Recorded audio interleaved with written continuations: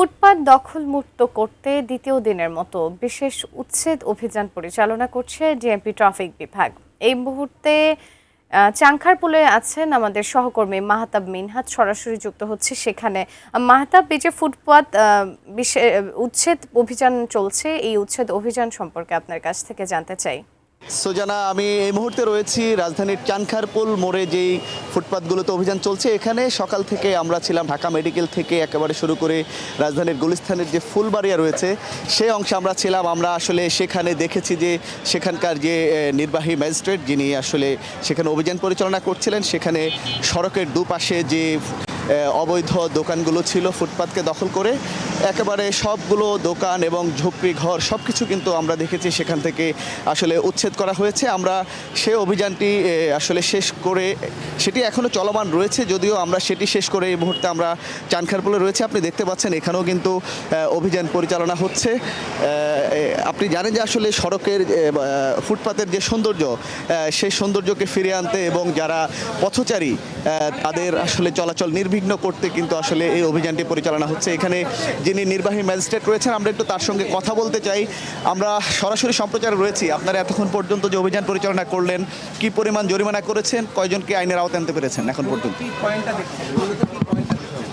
আমরা মূলত যেটা দেখার চেষ্টা করতেছি সেটা হলো যে ফুটপাতের বাইরের যে এক্সটেনশনটা আছে, মানে ফুটপাতের মধ্যে যে দোকানগুলো আবার হাতের বাম পাশে যেগুলো আছে, সেই দোকানপাটের যে জিনিসপত্রগুলো আছে সেগুলো যেন ফুটপাতের মধ্যে না রাখে, সামনে যেন না রাখে।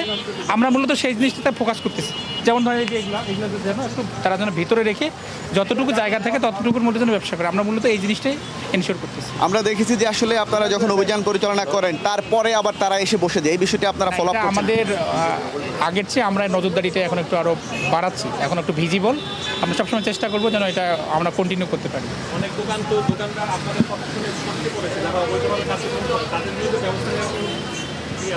আমরা রেগুলার মামলার ব্যবস্থা করব।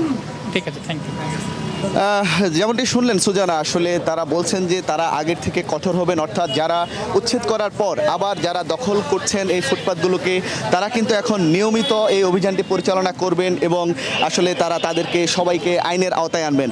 এবং আসলে আপনি জানেন যে এই যে বিশেষ অভিযানের আজকে দ্বিতীয় দিন, এই অভিযানটি আগামী আরও 3 দিন একইভাবে পরিচালিত হবে। আজকেও কিন্তু এই অভিযানটি এখন এই এলাকাসহ আরও অনেকগুলো এলাকায় কিন্তু একই সঙ্গে অভিযান পরিচালনা হচ্ছে। আপনি জানেন যে আসলে এমন উচ্ছেদ অভিযান কিন্তু আসলে যখনই নির্বাচন হয়, বিশেষ করে যখন নির্বাচনের ইশতেহারে কিন্তু আসলে প্রত্যেকটি দলেই কিন্তু আসলে তাদের নির্বাচন ইশতেহারে এই ধরনের কথা বলে থাকে যে সড়কে যে ফুটপাতের যে আসলে অবৈধ স্থাপনা রয়েছে সেগুলো উচ্ছেদ করা হবে। এবং আমরা এবার দেখতে পাচ্ছি যে আসলে সরকারের পক্ষ থেকে, অর্থাৎ সিটি কর্পোরেশনের পক্ষ থেকে যে উচ্ছেদটি হচ্ছে ডিএমপির যে ট্রাফিক বিভাগের পক্ষ থেকে, আসলে সেটি কিন্তু আসলে আমরা দেখতে পাচ্ছি যে আগের তুলনায় আসলে এবারের যে অভিযান পরিচালনাটি তারা কিন্তু বলছেন তারা আগের তুলনায় এবার কঠোর হবেন এবং তারা তাদেরকে নিয়মিত আইনের আওতায় আনবেন।